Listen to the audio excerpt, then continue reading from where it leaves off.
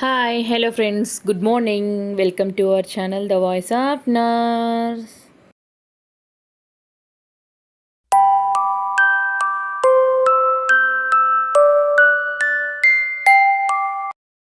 Today we are going to discuss a continuous topic from the previous classes TS MHSRB mock test questions and answers with explanation.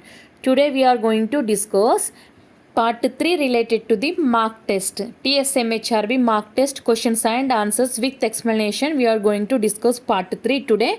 In part 3 we are going to discuss from the 51 to 80 30 questions we are going to discuss today's class. In previously we finished part 1 and part 2.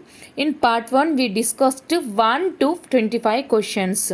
1 to 25 questions in part 1 we already discussed. Then from 26 to 50 questions we discussed in part 2 TS MHRB mock test questions and answers with explanation. 50 question we already discussed till 50. In part 2 we already finished. I will give a link in description. Anybody new to this channel, please check it once. In description I will give a link. And also we already finished 3 sets of model papers and 90% of TS MHRB syllabus also we already discussed in previously. Just please check it. All things I already arranged in playlist. Today we are going to discuss TS MHRB mock test questions and answers with explanation. This is part 3. We already finished 2 sets. Before moving on to today's class, a small request friends, anybody here new to this channel, please subscribe my channel, click on the bell icon for further notification, and please give a like and share your opinion in comment section and share the video to your friends. Very important, share the video to your friends. Very useful content, that's why I am telling please share the video to your friends. Watching the video, please give a like and share your opinion in comment section. Let's move on to today's topic, third part 3 related to the TS MHRB mock test. Question number 51. While administering ear drops to an adult, the ear canal is straightened by putting the pinna. While administering the ear drops to an adult client, ear canal is straightened by putting the pinna. Which position? While administering the eardrops, how we have to administer eardrops in a adult ear canal? We will see here options first. Option A, straight backward. Option B, downwards and backwards. Option C, straight downward. Option D, upward and backward. For adults, gently pull the upper ear up and back. For children, gently pull the lower ear down and back. Listen clearly friends, here gently pull the upper ear upside and backward, up and backward movements. In case of children, gently pull the lower ear down and back. Switch the correct number of drops into the ear. Doctor's instruction or the bottle's label will be tell you how many drops to use. Today's class I am giving explanation slowly. Why? Because somebody has given comment like very speed and little bit confusing words, because fast explanation is going on while watching the video. That's why they asked me to give a explanation slowly. That's why I am giving explanation little bit slow comparing to previous videos. For children younger than 3 years, gently pull the outer ear down and toward the back of the head. For children older than 3 years, gently pull the outer ear up and towards the back of head. Gently pull the outer flap of affected ear downward and backward to straighten the ear canal. Children under the age of 3 years. This is process for the children under age of 3 years. The pinna should be gently pulled in a posterior superior direction, having warned the patient. This results in the straightening of external auditory canal and subsequent alignment of the canal's catagous and bony portion. The otoscope should be gently inserted into the external auditory canal if it is required. Gently push on the ear flap to help move the liquid in deeper. Keep the head down for at least a minute or 2 minutes, so the medication can fully coat the canal. So here straighten artery canal by pulling catagonist portion of pinna up and back for the adult. So here in these options, option D is the correct answer. While administering ear drops to an adult, the ear canal is straightened by putting the pinna upward and backward. Here option D is the correct answer. Next we will move on to question number 52. Chemical exposure of eye is initially treated with. The chemical exposure of eye is initially treated with. Actually, we will get like this also. What is the initial treatment for chemical burns of eye? Sometimes we will get like this also. We will see first options. First option A, antibacterial drops of 24 to 36 hours. Option B, flushing of eyelids, conjunctive and cornea with tap or sterile water. Option C, local anesthetics. Option D, cleansing the conjunctiva with a cotton. In many cases, promote and thorough rinsing of the eye with saline or fresh water dramatically reduces the risk of injury and long-term damage. It's often better to straight to the nearest tap than to wait for saline from the first aid kit. Immediate copious irrigation remains the single most important therapy for treating chemical injuries. If available, the eye should be anesthetized prior to irrigation. Ideally, the eye should be irrigated with a sterile balanced buffered solution such as normal saline solution or Ringer's lactate solution. Do not rub the eyes immediately. Wash eyes with cool or tap water for about 15 to 20 minutes. If eye wash stations are available nearby or where you work, use them. Otherwise, get in the shower and have water flowing from forehead into eyes, keeping both eyes open with your hands. Treatment for chemical burns to the eyes. Topical antibiotics to reduce risk of infection. Medicated eye drops. Lubricants applied to the eye surface to prevent the eyelids from sticking to the cornea as it heals. Anti-inflammatory medications also we can use. But here in this question, chemical exposure. Chemical exposure of eye is initially treated with. Initial means first we have to treat with flushing of eyelids, conjunctiva and cornea with tap or sterile water. Immediate first aid for chemical or heat burns in the eyes area is to flush the eyes with cool water for at least 30 minutes. Flushing eye is the most important first aid measure for the something in the eye. If you are wearing contacts, remove them before flushing the eyes. In case any medical emergency as needed further management, we can ship the client to the hospital or we have to call near emergency department also. So here in these options, option B is the correct answer. Next we will move on to question number 53. Which nursing measure would avoid contraction of the affected arm immediately after the mastectomy? After the mastectomy, the nursing measures should be avoid contraction of the affected arm. From the options, we will see here options. First, option A, avoid blood pressure measurement and constricting clothing on the affected arm. Option B, active range of motion exercises of the arms once a day. Option C, discourage feeding, washing or combing with affected arm.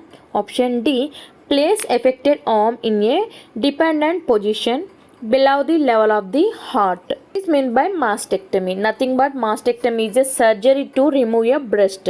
Sometimes other tissues near the breast such as lymph nodes are also removed. This surgery is most often used to treat breast cancer. In some cases, a mastectomy is done to help prevent breast cancer in women who have a high risk for it. Mastectomy is a breast cancer surgery that removes the entire breast. A mastectomy might be done when a woman cannot be treated with breast conserving surgery, means lumpectomy. Breast Conserving surgery means lumpectomy, which saves most of the breast. If a woman chooses mastectomy over breast conserving surgery for personal reasons. The possible complications after a mastectomy includes infection, bleeding, and shoulder stiffness. Find out more about these or other possible problems.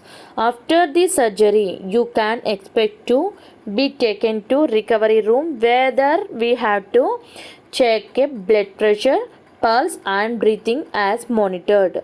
Clinicians and national guidelines strongly advise patients with breast cancer or mastectomy post case of after surgery of mastectomy. Avoid blood draws, injections, blood pressure monitorings, and trauma to the risk arm during and after the treatment to reduces the risk of developing cellulitis and breast cancer related lymphedema.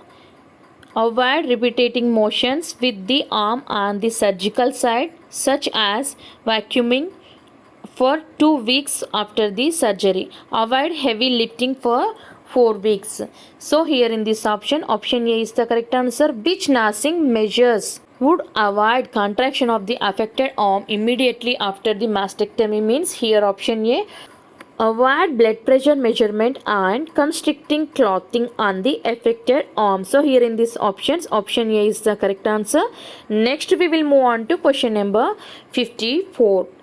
Pap smear is used for detection of. Pap smear is a diagnostic evaluation.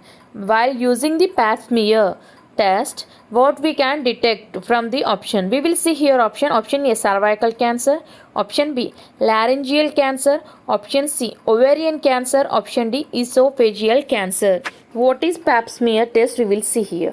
A procedure in which a small brush is used to gently remove cells from the surface of the cervix and the area around it so they can be checked under the microscope for cervical cancer or cell changes that may lead to cervical cancer. A pap smear test may also help find other conditions such as infections or inflammation. Pap smear is used to screen for cervical cancer. Pap smear is usually done in conjunction with a pelvic exam. So here in this option A is the correct answer. In detail we will see now, and other options also we have to check it once. Here pap smear is used to screen for cervical cancer. Pap smear is usually done conjunction with a pelvic exam in women older than age of 30 years. Pap smear test is also called as pap test, may be combined with a test for human papilloma virus HPV, a common sexually transmitted infection that can cause cervical cancer. Option B, laryngeal cancer. How we will detect laryngeal cancer? The procedure is done by an ENT surgeon in a medical office or hospital. A laryngoscopy may be done to diagnose laryngeal cancer. It may also be done to assess speech before, during, and after treatment. Blood tests are not used to diagnose or stage laryngeal cancer. This is the best method to diagnose a laryngeal cancer. Next we will see option C, ovarian cancer. Diagnostic test for ovarian cancer. Two tests used to diagnose ovarian cancer. Those are transvaginal ultrasound TVUS and the CA125 blood test. These two methods are best to diagnose a ovarian cancer. Next option D, esophageal cancer. Esophageal cancer, how you will diagnose? Gold standard for diagnosing esophageal cancer is gastroscopy. Gastroscopy is the gold standard for the diagnosis of esophageal cancer. So here pap smear test is used for detection of cervical cancer. This is also one of the easy question, and also we discussed previously in OBG also. Next we will move on to question number 55. An emergency treatment for an acute asthmatic attack. Acute asthmatic attack is adrenaline 1:1000 given hypodermically. So here in the emergency situation, emergency treatment for the acute asthmatic attack, adrenaline is given 1:1000 given by hypodermically. We will see here options. Option A, increase blood pressure. Option B, decrease bronchial secretions. Option C, decrease mucosal swelling. Option D, relax the bronchial smooth muscle. Here emergency treatment for an acute asthmatic attack. Adrenaline may use it to provide rapid relief of severe hypersensitivity reactions to drugs and other allergies. In the emergency treatment of anaphylactic shock also, adrenaline must be used at the first suspicion of anaphylaxis. It is safe and effective. All ampoules of adrenaline contains 1 mg, means 1000 micrograms. Adrenaline 1:1000 contains means 1 mg in 1 ml, whereas adrenaline 1:10,000 contains 1 mg in 10 ml. In case of 1:10,000 means 10 ml vial. Adrenaline may have beneficial effects in asthma in addition to direct beta adrenoceptor mediated bronchodilation, such as alpha receptor mediated reduction in microvascular leakage and edema, and inhibition of bronchoconstrictor neural pathways. In an emergency such as severe allergic reaction or asthma attacks, whereas breathing is difficulty, call 000 and ask for an ambulance. Anaphylaxis needs emergency first aid. The first line treatment is injection of adrenaline into outer mid-thigh. Adrenaline, also called as epinephrine, relax the bronchial smooth muscle. Acute asthmatic attack is characterized by severe bronchospasm, which can be relieved by the immediate administration of bronchodilators. Adrenaline or epinephrine is an adrenergic agent. Hypodermically means injection made into tissues beneath the skin. While giving this method hypodermically, we can reduce the asthmatic attack to relax the bronchial smooth muscles. We are giving adrenaline for hypodermically to relax the bronchial smooth muscles. So here in these options, option D is the correct answer. Next we will move on to question number 56. After gastroscopy, an adaptation that indicates major complication would be. After the gastroscopy, an adaptation that indicates major complication, which of the following? We will see here option. Option A, abdominal distension. Option B, increased gastrointestinal mobility. Option D, difficulty in swallowing. Option D, nausea and vomiting. A gastroscopy. What is mean by gastroscopy? A gastroscopy is a test to check inside the throat, food pipe, means esophagus and stomach, known as the upper part of the digestive system. This test can help find what's causing the symptoms. Gastroscopy is a test to check inside of the throat, esophagus and stomach. Most common complications after the gastroscopy. The most common complications of gastroscopy are bleeding, bowel perforation, infection and reactions, abdominal distension. These all are the reactions to administered medications. Perforation, puncture of the esophagus, perforation or puncture of the esophagus, stomach or duodenum is rare, most often occur as a result of dilatation treatments. Very uncommonly, patient may suffer heart attack, cardiac arrest, breathing problems or stroke immediately before or during or after the recovery periods after the gastroscopy. Upper gastrointestinal endoscopy is rare cause of the life-threatening complications. So here after the gastroscopy, upper gastrointestinal endoscopy is the rare cause of the life-threatening complication, the combination of abdominal distension. Here after the gastroscopy, an adaptation that indicates major complication would be here in these options. Option A is the correct answer, abdominal distension. This is the priority question in case of In case of, in options, option A, abdominal distension, option B, bleeding, option C, perforation is there, option D, all of the above is there, means we have to give option D correct answer, because here in this option we have to give according to priority. Most priority here option A, abdominal distension is the most major complication after the gastroscopy. So here option A is the correct answer. Next we will move on to question number 57. Total urine output less than 400 ml in 24 hours is termed as.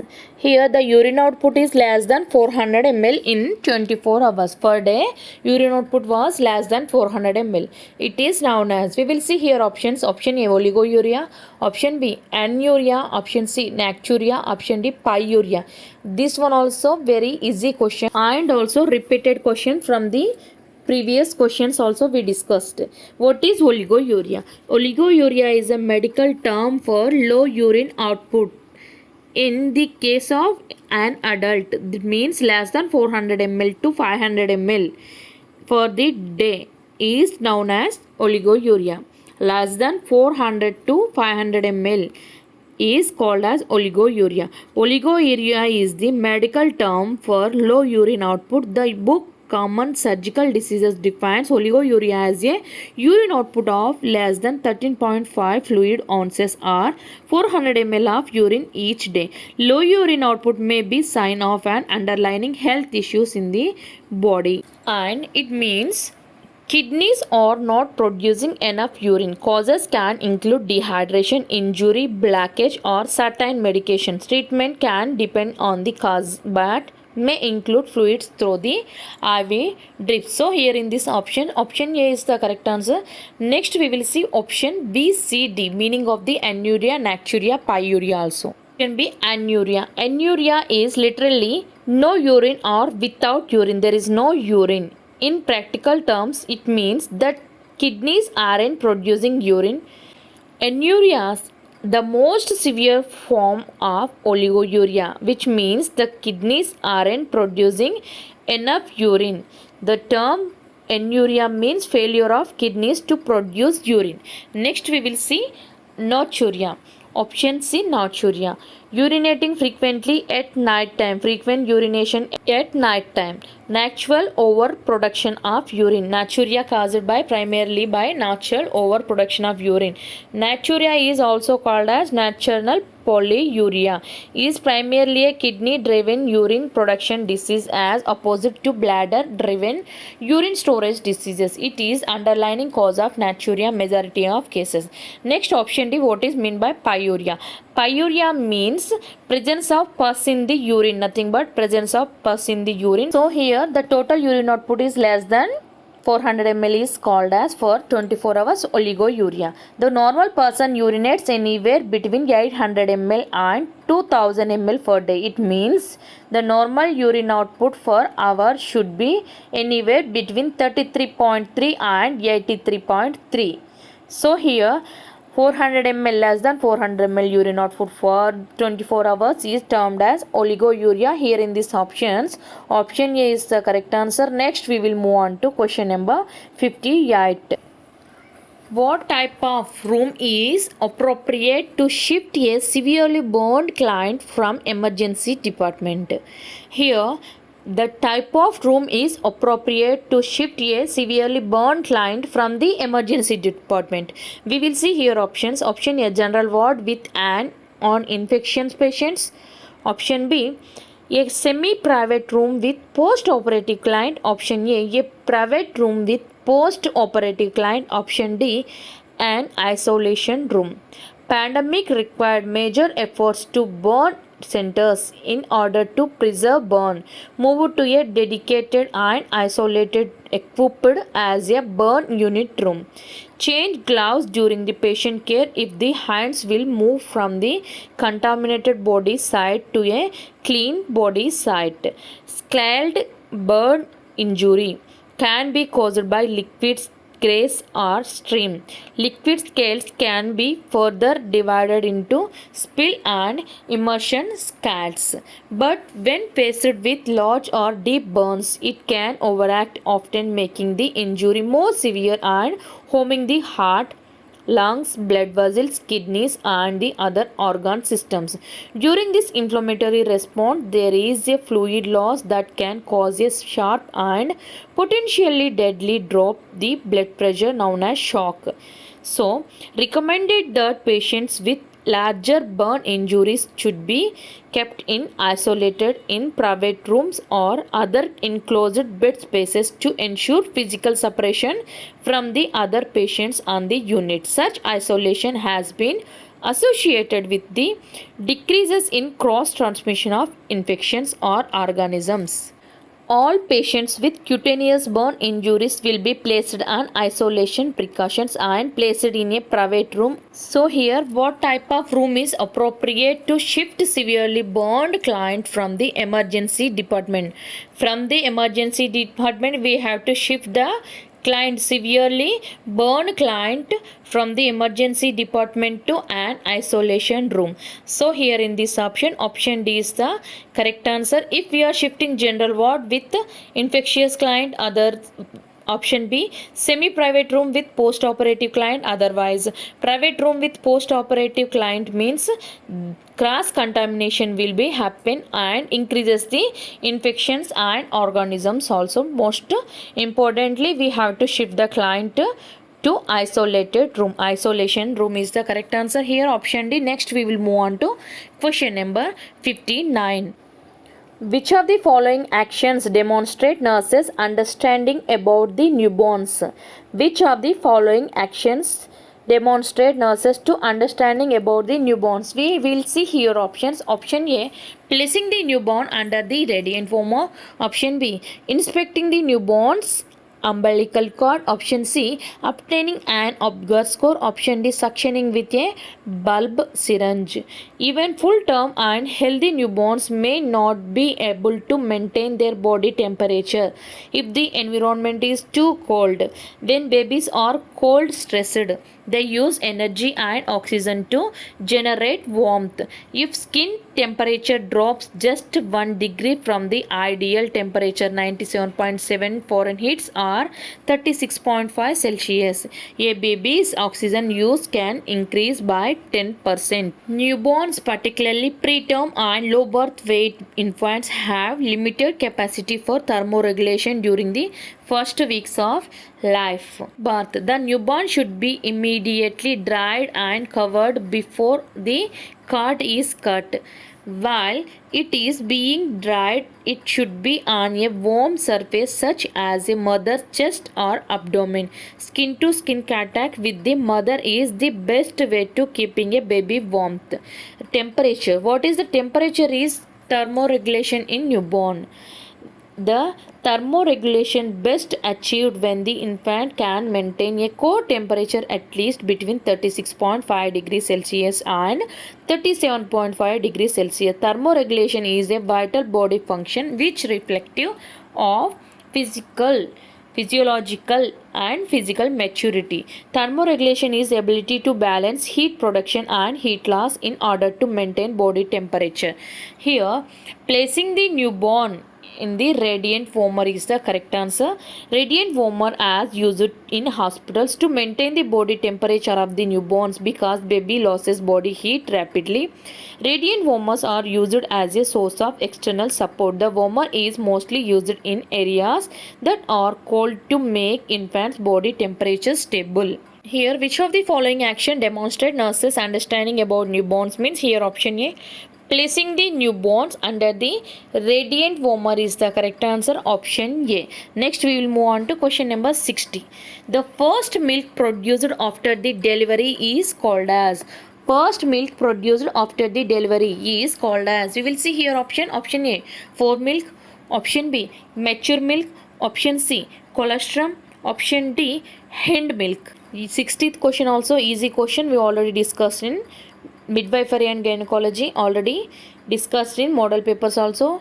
Repeated question. This term first milk produced after the delivery is term is called as colostrum. Colostrum is the first type of milk generated by mammals mammary glands soon after the birth of a baby. Most species will be start producing the colostrum shortly before giving the birth itself. Colostrum is the first form of breast milk that is released by the mammary glands after the giving birth. Colostrum contains high levels of immunoglobulins, antimicrobial peptides and growth factors. Colostrum is important for supporting the growth, development and immunological defense of newborns and neonates. Colostrum contains high concentration of immunologically and physiologically active components including immunoglobulins, leukocytes, lactoferrin, non-specific antimicrobial factors, growth factors, hormones, oligosaccharides and fat that carries important vitamins and polysaccharide fatty acids also. We will see foremilk, mature milk. What is mean by hind milk? Foremilk, option A, foremilk. Foremilk means milk obtained in the first part of one session of breastfeeding a baby or milking a farm animal. Foremilk is the milk that baby drinks at the beginning of a feeding is called as foremilk. Option B, mature milk. Mature milk is produced in as great a volume as transitional milk but is thinner and more watery or even bluish. Sometimes it is described as looking like skim milk when it is first secreted until fast released later in the feeding and becomes more creamy. Option D, what is meant by hind milk?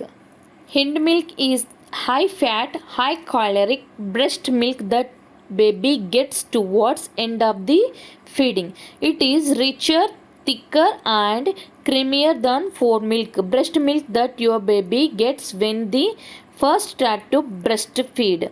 This is called as hind milk. So here the first milk is produced after the delivery is called as colostrum.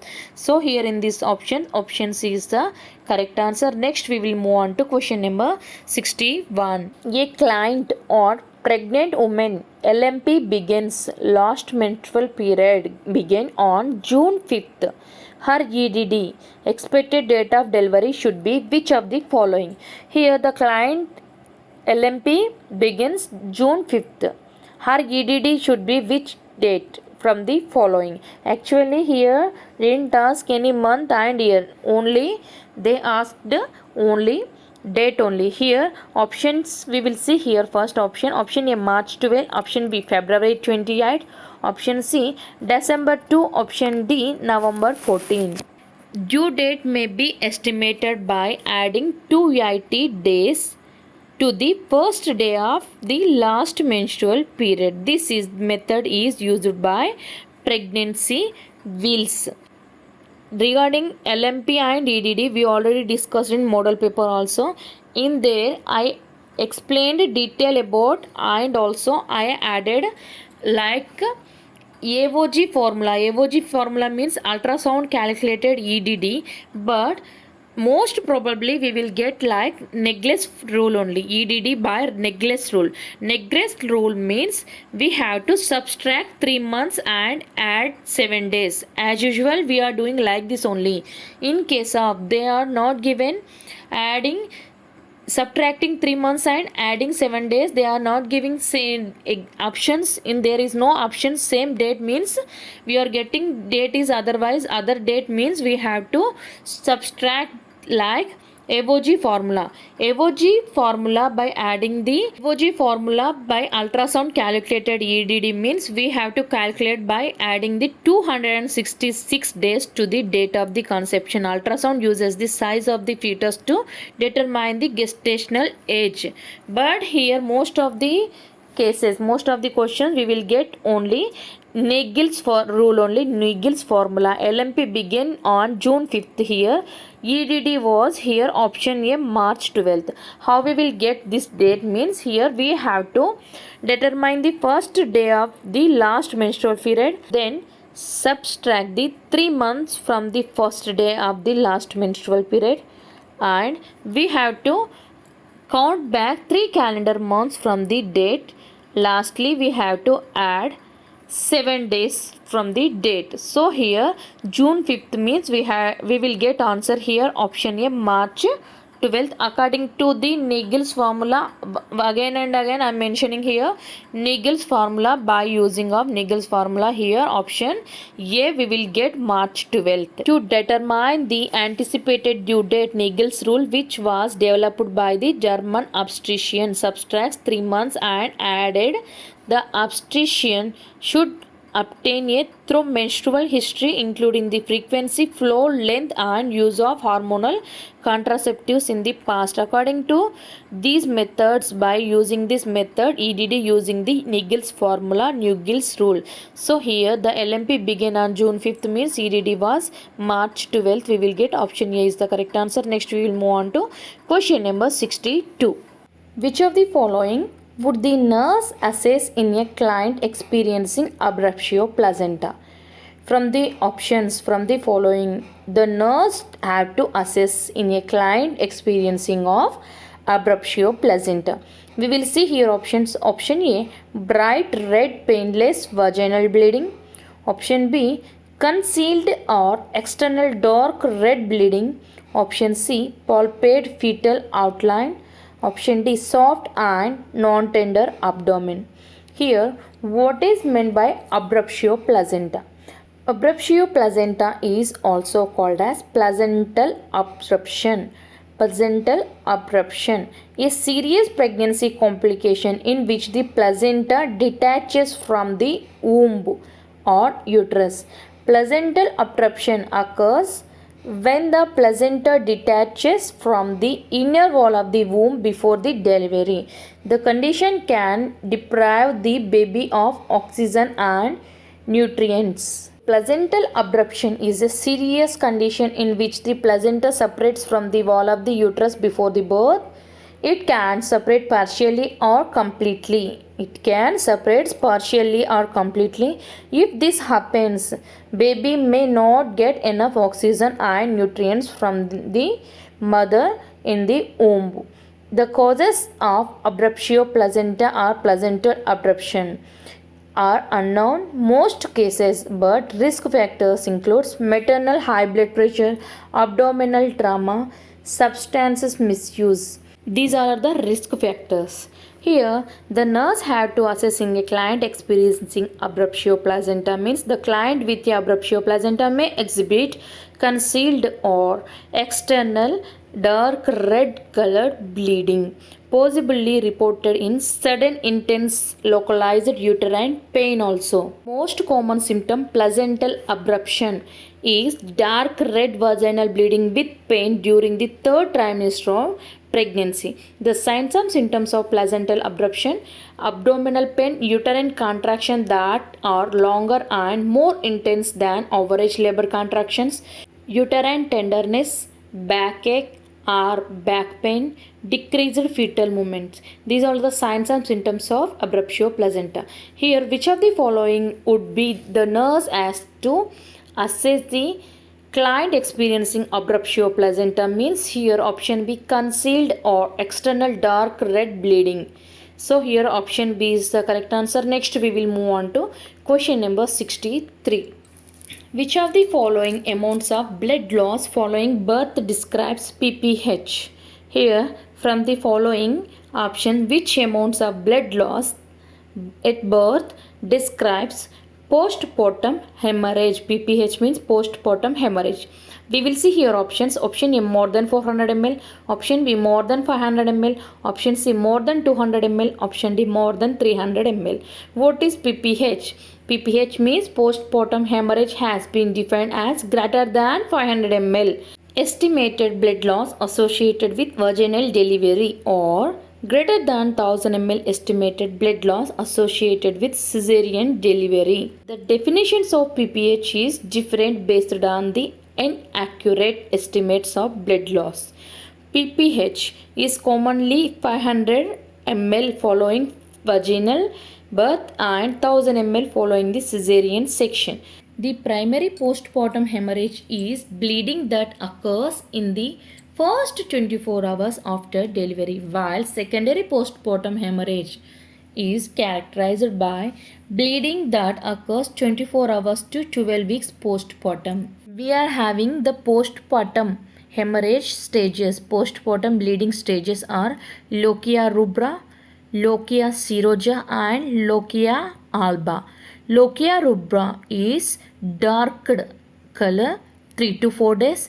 Lochia serosa is pinkish brown 4 to 10 days. Lochia alba is whitish yellow 10 to 28 days.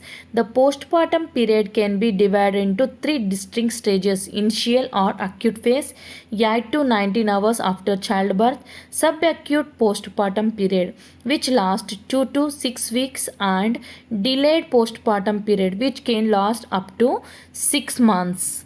So here the amount of blood loss from the following of birth describes PPH means here more than 500 ml is the correct answer. Next we will move on to question number 64. Most reversible form of infertility. What is the most reversible form of infertility? We will see here options. Option A, anovulation. Option B, endometritis. Option C, oligospermia. Option D, tubal factor. Here what is infertility? Infertility means not getting pregnant. It is causes of infertility may be difficult to determine but may include inadequate levels of certain hormones in both men and women and trouble with ovulation in women. Here what is meant by anovulation, endometriosis, oligospermia, tubal factor? We will see now in detail about these things. Option A, anovulation. Anovulation is a lack of or absence of ovulation or the release of an egg. Absence of the release of egg. It is a common cause of infertility. Anovulation is often the result of an imbalance of the hormones that cause a woman to ovulate and may be part of condition polycystic ovarian syndrome, PCOD or PCOS, polycystic ovarian disease or polycystic ovarian syndrome. Having a lack of periods is called as amenorrhea. Missing one or more periods without being pregnant could be a sign of anovulation. Having a lack of cervical mucus right before the during ovulation usually have the most vaginal discharge is called as cervical mucus. It is usually looks like raw egg whites. Here anovulation means lack or absence of ovulation. Next, what is meant by endometriosis? Endometriosis is an inflammation of the uterine lining. Inflammation of the uterine linings, it can affect all layers of the uterus. The uterus is typically aseptic. However, the proximal migration of microbes from the cervix and vagina can lead to inflammation and infection.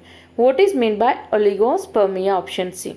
Option C, oligospermia is the term that means you have low sperm count, means low sperm count is called as oligospermia. One medical definition is that you have fewer than 15 million sperm in 1 milliliter of semen. A typical sperm count more than 15 million sperm for 1 milliliter of semen. Besides being known as low sperm count is called as oligospermia. Oligospermia is also called as oligospermia. Oligospermia is also called as oligospermia. Next, what is meant by tubal factor? Tubal factor infertility occurs when a blockage in the fallopian tubes will not allow the egg and sperm to meet. Tubal factor infertility accounts for about 25% to 30% of all cases of infertility is tubal factor. So here we got an answer. Most reversible form of infertility is tubal factor. Tubal factor infertility means occurs when the blockage in the fallopian tubes will not allow the egg and sperm to meet. Approximately 25 to 30% of cases of infertility is due to the tubal factor. So here option D is the correct answer. Next we will move on to question number 65. NACO. NACO is the program for NaCO is the program for. We will see here options. Option A, TB, tuberculosis. Option B, STD, sexually transmitted diseases. Option C, AIDS, acquired immunodeficiency syndrome. Option D, malaria. Here, NaCO means National AIDS Control Program. National AIDS Control Program is also called as NACP. Here in this question, NaCO is there. What is meant by NaCO means? NaCO is through the NACP means from the NACP only NaCO program was established. The aims of NaCO means National AIDS Control Program aims at halting and reversing HIV epidemic in India. India's HIV epidemic is considered to be concentrated in nature. NaCO has targeted its preventive efforts towards subgroups of population identified to be at high risk of acquiring HIV infections. In exam we will get like when was NaCO program was launched. In case of we got like this means we have to give answer 1992. In 1992 India's first national AIDS control program was launched and National AIDS Control Organization was constituted to implement the program. NaCO program. Here NaCO means National AIDS Control Organization. In case of in exam we got NACP means National AIDS Control Program. NACO means here National AIDS Control Organization along with drug control authorities, and NACO provides joint surveillance of blood bank licensing, blood donation activities and transfusion transmitted infection testing and reporting. So here National AIDS Control Program launched in the year of 1992. Here NaCO is the program for the AIDS, National AIDS Control Organization. National AIDS Control Organization. NACO interventions are aimed to controlling the spread of HIV and STI through increasing the awareness about their transmission and prevention. So here in these options, option C, AIDS is the correct answer. Next we will move on to question number 66. The nurse needs to carefully assess the complaint of pain of the elderly because older people for what? Here we will see options directly. Option A, are expected to experience chronic pain. Option B, have a decreased pain threshold. Option C, experience reduced sensory perception. Option D, have altered mental function. The nurse needs to carefully assess the complaint of pain of the elderly because older people. Here we will see the role of nurse in the care of the elderly. The primary responsibility is to help elderly maintain their quality of life by administering medications, developing treatment plans and monitoring vital signs. They also collaborate with other healthcare professionals to implement care plans and provide information and resources about patients. Why does the nurse need to carefully assess the complaint of pain of elderly patient? Means experiences reduced sensory perception. So degenerative changes occur in the elderly. The response to pain in the elderly may be lessened because of reduced acuity of touch, alterations in neural pathways and diminished processing of sensory data. The nurse needs to carefully assess the complaint of pain of the elderly because older people or experience reduced sensory perception. The most widely used tool to assess the pain elderly people is Numeric Rating Scale (NRS), the Verbal Descriptor Scale (VDS), and the Faces Pain Scale Revised (FPS) scale. These all are the scales we have to use in elderly people with pain. The most painful complaints in the elderly are related to neurodegenerative and musculoskeletal conditions, peripheral vascular diseases, arthritis, and osteoarthritis, contributing toward poorly life quality, social isolation, impaired physical activity, and dependence to carry out daily activities. These all are the common causes of pain in the elderly. So here in these options, option C is the correct answer. Next we will move on to question number 67. Intense fear of riding elevator. The intense fear of riding elevator is known as. We will see here options. Option A agoraphobia, option B social phobia, option C claustrophobia, option D xenophobia. From the phobias also we will get one question in the exam. We will see one by one what is these all are the options. Agoraphobia. What is meant by agoraphobia? Agoraphobia means fear of places and situations that might cause panic, helplessness, or embarrassment. Agoraphobia is an anxiety disorder that often develops after one or more panic attacks. Agoraphobia symptoms like anxiety in response to being away from an environment that feels safe. Panic attack including symptoms such as breathlessness, sweating, dizziness, fast heartbeat, choking sensations, nausea and feeling of extreme fear or dread. Next we will see option B social phobia.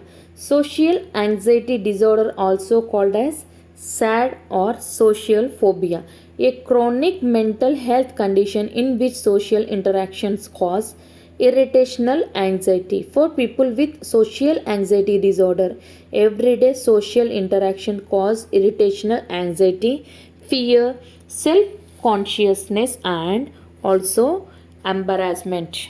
The social phobia means intense fear or anxiety during social situations, analysis of the performance and identification of flaws in interactions after the social situation. What is meant by claustrophobia? Claustrophobia means fear of enclosed spaces or fear of confined spaces becomes a phobia when it interferes with the ability to function at work, school or other daily activities. Behavior training is main treatment for the claustrophobia. Claustrophobia causes are caused by traumatic event experienced during early childhood. For example, adults may have developed claustrophobia if as a child they were trapped or kept in a confined space. Next option is xenophobia. Xenophobia means fear or dislike of anything which is perceived as being foreign or stranger. It is an expression which is based on the perception that a conflict exists between the in-group and others. So here, intense fear or riding elevator is known as claustrophobia. Here, very nervous or upset when the tight place like an elevator or crowded room, you might have claustrophobia. Some people have claustrophobia symptoms when they are all types of closed up areas. Here in these options, option C, claustrophobia is the correct answer. Next we will move on to question number 68. Delusions are characteristically seen in which of the following condition? Delusions are characteristically seen which of the following condition? We will see here options. Option A depression, option B dementia, option C delirium, option D schizophrenia. Here in this question, delusions are characteristically seen in which condition means delusions means what is meant by delusion. A delusion is a belief that is clearly false and that indicates an abnormality in the affected person content of thought.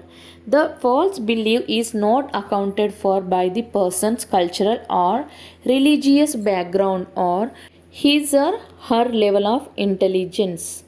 Delusions may be present in any of the mental disorders like psychotic disorders or disorders in which the affected person has a diminished or distorted sense of reality and cannot distinguish the real from unreal, including schizophrenia, schizoaffective disorders, and delusional disorder schizophreniform. Delusions are commonly seen in schizophrenia. Paranoid schizophrenia is characterized by the presence of prominent delusions or auditory hallucinations. The prominent delusions in the absence of general cognitive disorganization. We'll see one by one what is meant by depression, what is meant by dementia, what is meant by delirium, schizophrenia also. Depression. Depression is a group of condition associated with elevation or lowering of a person's mood, such as depression or bipolar disorder. What is meant by dementia? Dementia is a group of thinking and social symptoms that interferes with daily functioning.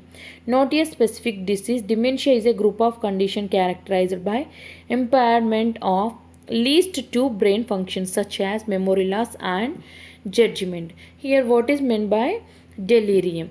Delirium is a serious disturbance in mental abilities that results of confused thinking and reduced awareness of surroundings. So these all are the things related to the psychiatric disorders. Here we will see option D, schizophrenia.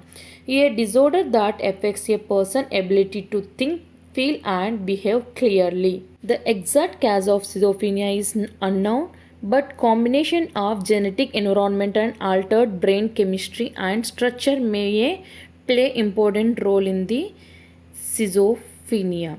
So here in this option D is the correct answer. Delusions seen in schizophrenia. Paranoid schizophrenia is characterized by the presence of prominent delusions or auditory hallucinations. The prominent delusions in the absence of general cognitive disorganization. So here in these options, option D is the correct answer. Delusions are characteristically seen in the schizophrenia, especially paranoid schizophrenia. So here option D is the correct answer. Next we will move on to question number 69. A client experiences false sensory perception with no basis on reality. The perception is known as. This one also repeated question. We already discussed in model papers and also psychiatric related to the mental health nursing also we discussed. So many questions are repeated questions was there. We will see here options. Option A, delusions. Option B, hallucinations. Option C, loose associations. Option D, neologism. Here the client is experiencing false sensory perception without no basis of reality. What is the perception is known as? This perception is known as which condition? Here we will see one by one once again delusions, hallucinations and loose associations and neologism. In previous 68th question only we discussed related to the delusions. No need of discussion here. Delusion related to the delusion. We will see here direct hallucination. Hallucinations are visually, auditory, gustatory, tactile or olfactory perceptions that have no basis in reality called as hallucinations. The term psychosis refers to a non-specific syndrome characterized by delusions, false beliefs. Hallucinations means false sensory perception not shared by others, loss of contact with reality and behavior. Here there is no basis means there is no basis on reality. Sensory perceptions, false sensory perception is called as hallucinations. Hallucinations are sensory experiences that one perceives as real when they are actually not. That can be caused by medication, substances use or certain medical or mental health conditions. Hallucinations can be visual, olfactory, gustatory, auditory or tactile. Shortly we will see loose associations and neologism. Loose associations is a psychological term to describe a lack of connection between ideas. This can manifest in speech as the individual moving quickly from one idea to unrelated one in the same sentence, experiencing random jumble of words and phrases. This is the meaning of loose association. What is meant by neologism? Neologism means the word, new word or expressions in a language or new meaning for existing word or expression. Nothing but new word or expression from the client. Neologism means new word usage or expression. So here a client is experience false sensory perception with no basis on reality is called as hallucination. Option B is the correct answer. Next we will move on to question number 70. Which of the following is a type of eating disorder? These all are the three questions continuously we got from the mental health nursing only. From the following options, which is the type of eating disorder? We will see here options: anorexia nervosa, option A; option B, phobic anxiety disorder; option C, conversation disorder; option D, fetishism. We will see one by one. Actually, we are having two types of eating disorder. Easy question only, but we have to know other options also. Here, eating disorders like anorexia nervosa and bulimia nervosa. So, we will see what is meant by anorexia nervosa. Anorexia nervosa is a eating disorder that causes a severe and strong fear of gaining weight. The word anorexia nervosa is originated from the Greek language and means the word means anorexia means without appetite. Initial publications on this eating disorder in 1873 were titled anorexia hysteria, but the condition was referred as anorexia nervosa in significant medical presentation that following year. So here the eating disorder is anorexia nervosa. Another eating disorder is bulimia nervosa. Bulimia nervosa is also one of the eating disorder characterized by uncontrolled episodes of overeating, quite opposite to the anorexia nervosa. What is meant by phobic anxiety disorder? The anxiety disorder, it is a type of mental health condition. Anxiety disorders interferes with the ability to function. This is the meaning of phobic anxiety disorder. What is meant by conversation disorder? Conversion or conversation disorder, also known as functional neurological system disorder. It is a condition in which a person experiences physical and sensory problems such as paralysis, numbness, blindness, deafness or seizures with no underlying neurologic pathology. What is meant by fetishism? Fetishistic disorder, also called as fetishism, occurs when recurrent intense sexual arousal from using an inanimate object or focusing on non-genital body parts such as foot causes significant distress, substantially interferes with daily functioning or harms or may harm another person. So here from the options, eating disorder is option A. Anorexia nervosa is the correct answer. Next we will move on to question number 71. Which of the following terms to enlarged red and tender lymph nodes? The term is used to enlarged red and tender lymph nodes. We will see here options. In this question, in the mock test, we got option A and option D, same options. So here option A and D calculated one only. We'll see options. Option A, lymphangitis. Option B, elephantiasis. Option C, lymphadenitis. We'll see one by one. Option A, lymphangitis. What is meant by lymphangitis? Lymphangitis is the inflammation of the lymphatic system caused by an infection. Lymphatic system is one of the significant components of the body that makes up the immune system. It comprises the networks of organs, glands, cells and ducts. Next we will see option B, elephantiasis. Here elephantiasis other name is there. So give me a comment, what is elephantiasis also called as? Other name for the elephantiasis. Please share your answer in comment section. I will explain without that name mentioning here. A tropical parasitic disease that affects the lymph nodes and lymph vessels is called as elephantiasis. So here in this question, the term to enlarge red and tender lymph nodes is called as lymphadenitis. So here option C is the correct answer. What is meant by lymphadenitis? We will see here. Swollen lymph nodes, immune system glands that usually enlarge in response to a bacterial or viral infection, but sudden swelling of many lymph nodes may indicate cancer. Lymphadenitis is the medical term for enlargement in one or more lymph nodes, usually due to the infection. Lymph nodes are filled with white blood cells. Lymphadenitis is a complication of certain bacterial infection. Lymphadenitis occurs when one or more lymph nodes infected by bacteria, virus or fungus. When lymph nodes become infected, it's usually because an infection started somewhere else in the body. So, lymphadenitis is a correct answer here. The enlargement, red and tenderness of the lymph nodes is called as lymphadenitis. When lymph nodes become infected, usually because an infection started somewhere in the body. So, here option C is the correct answer. Please share your answer with me. Option B, elephantiasis is also known as or other name for the elephantiasis. Please give me your answer in comment section. 71 question I am giving a small assignment to my dear viewers. Next we will move on to question number 72.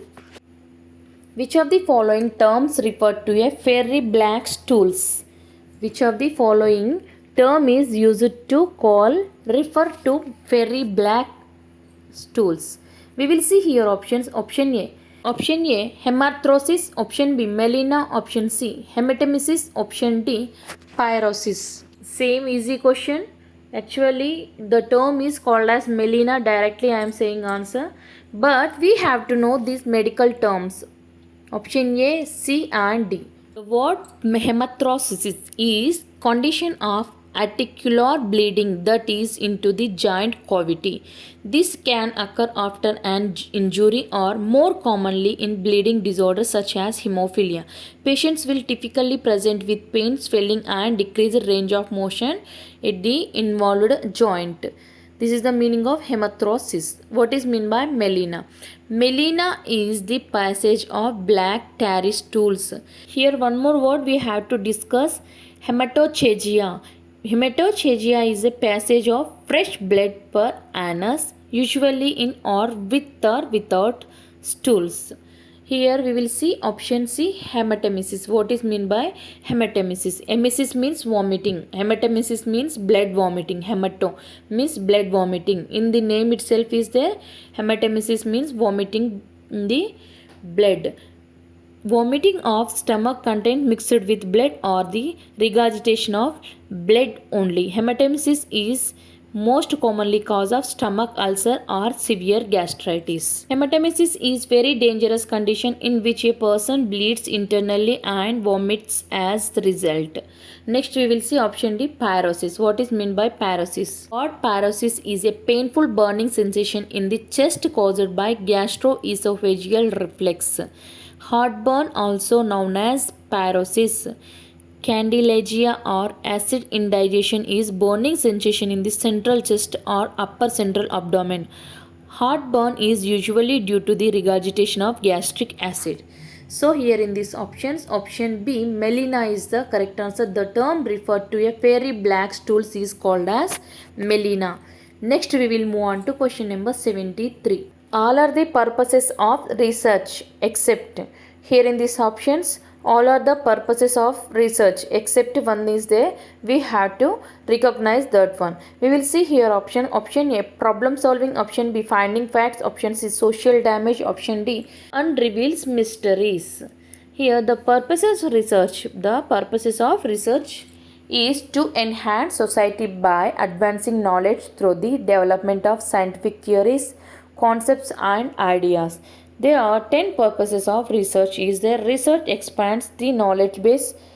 Research gives latest information. Research helps you know what you are against. Research helps build credibility. Research helps narrow your scope. Research teaches better discriminate. And concepts and ideas, scientific theories, development of the knowledge through the research. The purpose research are mainly forming hypotheses, collecting data, analyzing and etc. The summarizes research studies specific topic and explores, describes, shows, summarizes the research studies in specific topics. The purposes of research is to enhance society by advancing knowledge through the scientific theories, concepts and ideas.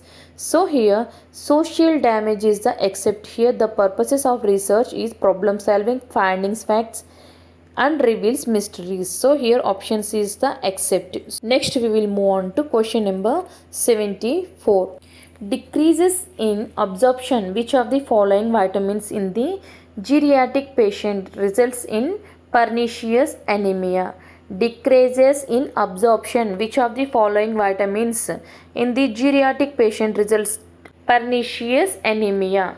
We will see here options. Option A vitamin B6, option B vitamin D, option C vitamin C, option D vitamin B12. What is meant by pernicious anemia? Pernicious anemia is also called as Addison's anemia, a decrease in red blood cells when the body cannot absorb enough vitamin B12.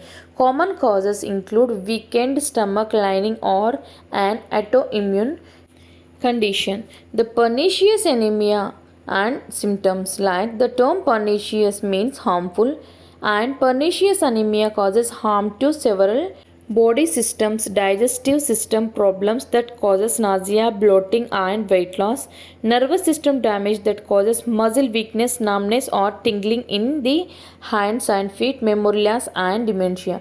These all are the symptoms related to the pernicious anemia. The decreases in absorption of vitamin B12 is the geriatric patient result in pernicious anemia.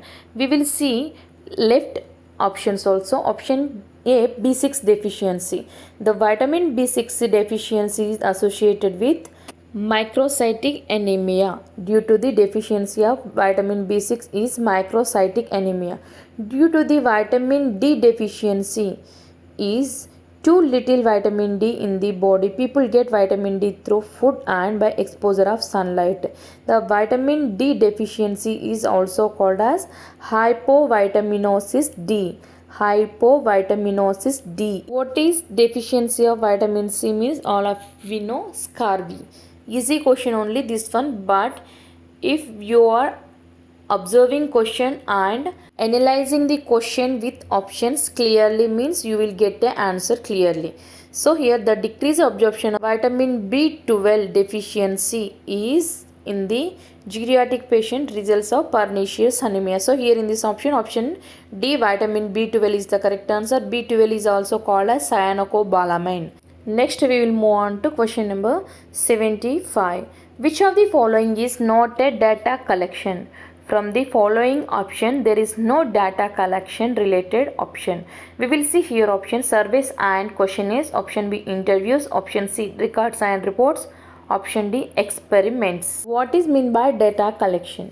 Data collection is the process of gathering and measuring information and variables of interest in an established systemic fashion that enables one to answer stated research questions, test hypotheses and evaluate outcomes.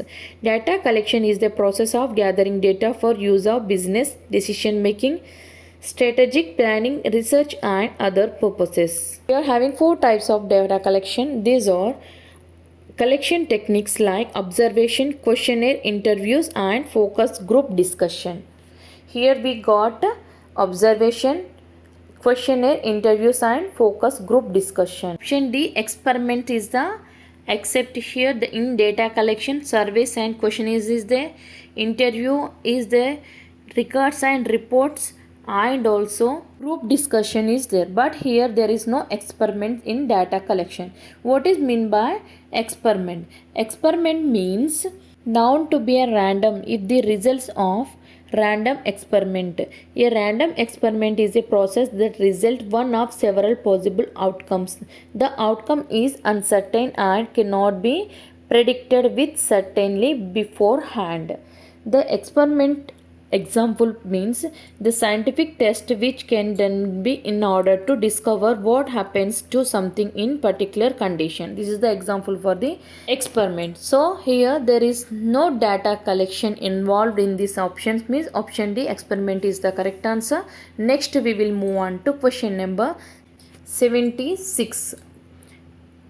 What is the quantitative research? What is the quantitative research? We will see here options. Option A type of research in which descriptive of Non-numerical data is collected and analyzed to test hypotheses and answer research questions. Option B, type of data, wherein the data is collected by researchers themselves. Option C, type of research in which research is conducted using data collected by someone else. Option D, type of research wherein numerical data is collected and analyzed to test hypotheses and answer research questions. What is meant by quantitative research and what is meant by qualitative research? We have to know first. We will see one by one. Quantitative research. The meaning of quantitative research is a research strategy that focuses on quantifying the collection and analyzing of data. It is formed from deductive approach where emphasis is placed on testing the theory shaped by script of positivist philosophies. Here, what is meant by qualitative method? Qualitative research or qualitative method is a type of research that aims to gather, analyze non-numerical data in order to gain an understanding of individual social reality, including understanding their attitudes, beliefs, and motivation. So, here in this option A, B, C, three options are the qualitative research related to the qualitative research. Here option D is the quantitative research. What is the quantitative research here means option D is the correct answer. Quantitative research deals in numbers, logics and objective statements. Quantitative research focuses on numeric and unchanging data and detailed. There are four types of quantitative research.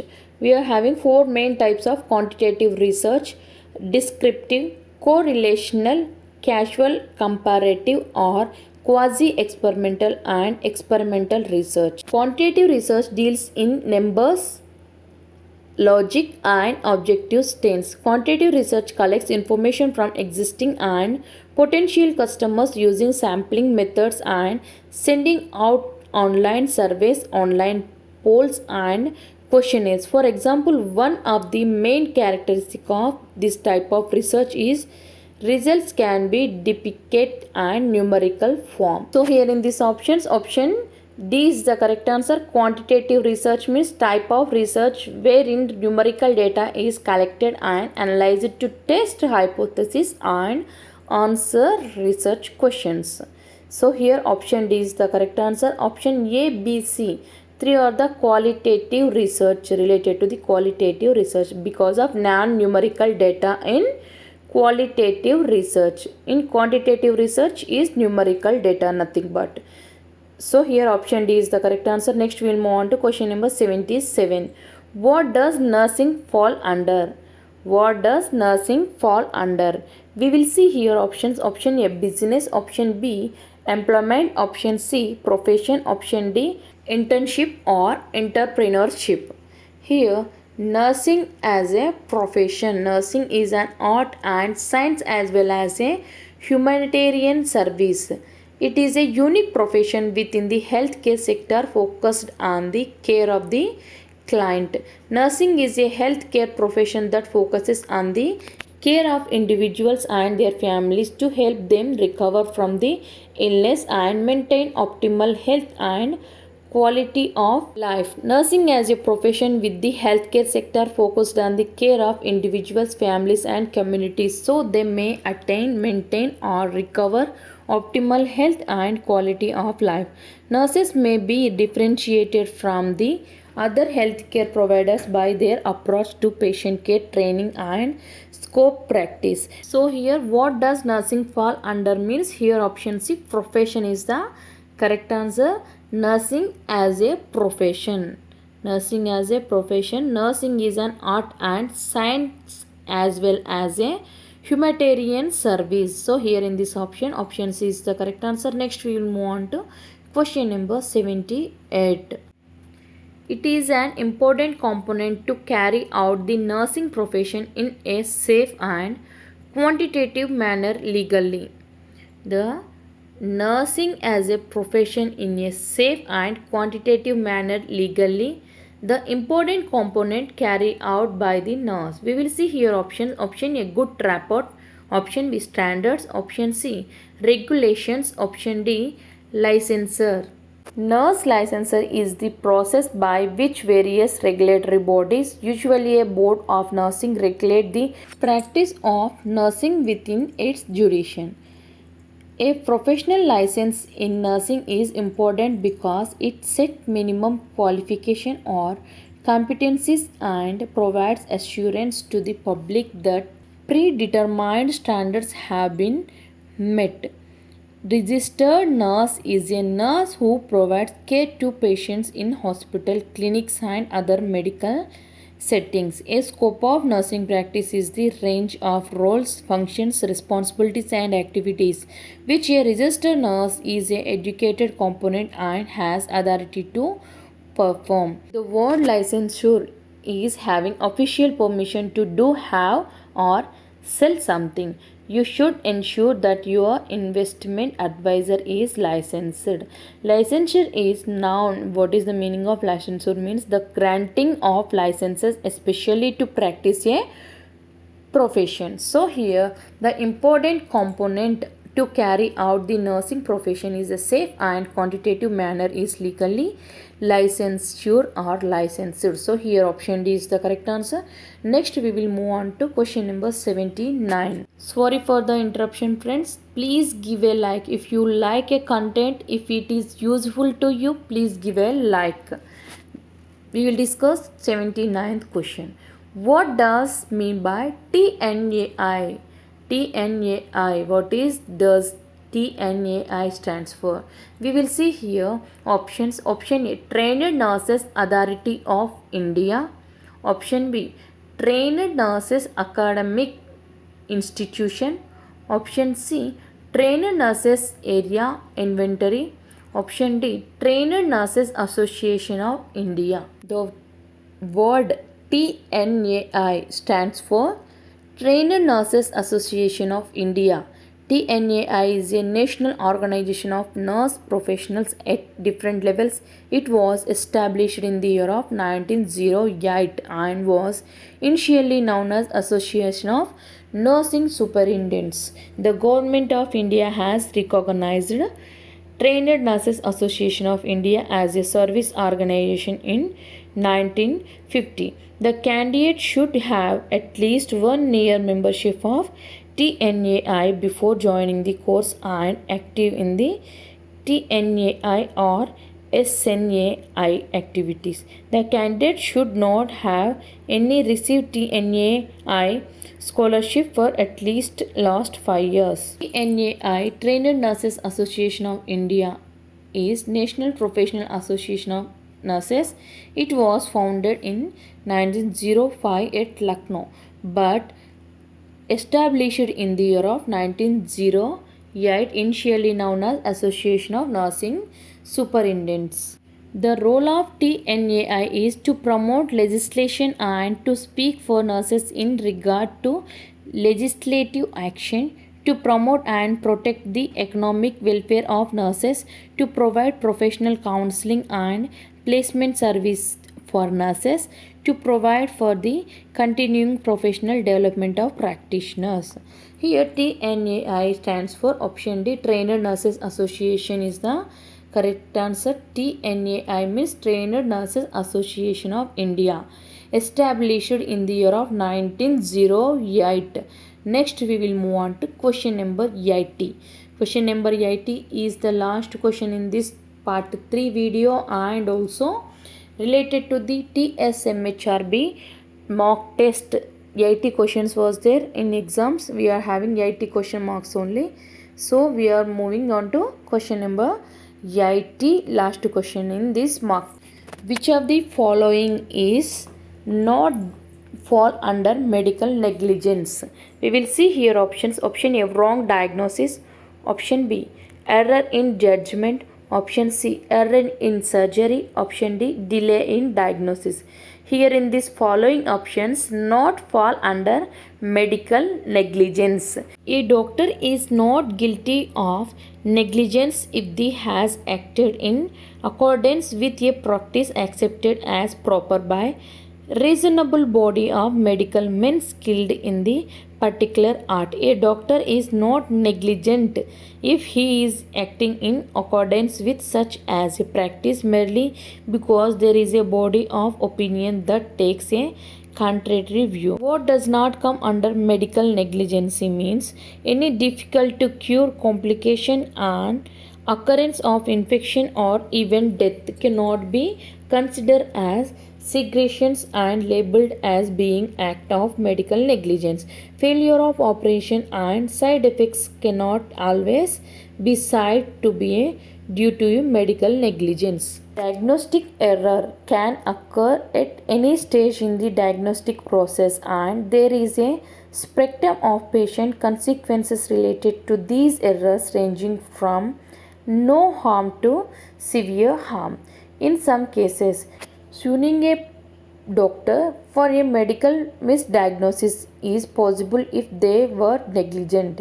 Negligence takes on many forms and typically consists of doctor failing to provide adequate care that enables patients to make an informed decision about their health. You can sue when a doctor gets the illness or injury wrong. This is called as misdiagnosis. It is a part of legal field called as medical malpractice, also called as medical malpractice. So here, which of the following does not fall under the medical negligence means here option A, wrong diagnosis is the correct answer. Wrong diagnosis. Here option A is the correct answer. This is last question in this part 3 and also last question in this TS MHSRB mock test question paper. Here this content was useful part 1, part 2, part 3 to anyone. Please give a comments and please share your opinion in comment section and please give a like while watching the video. Please 1 second friends give a like. And this is related to the TS MHRB mock test and questions and answers with explanation. Detailedly 80 questions we finished till part 3. We finished 80 questions today's class. From the 51 to 80 questions, 30 questions we discussed in part 3. In part 1 we discussed 1 to 25 questions. Then part 2 we discussed 25 to 50 questions. Overall we finished 80 questions. Thank you so much for watching my video. Here anybody here new to this channel, please subscribe my channel, click on the bell icon for further notification and give a like and share your opinion in comment section. While watching the video give a like, please give a like and encourage me. And also one thing, please share the video to your friends because this is the very important mock test question paper with explanation for the TSMHRB candidates.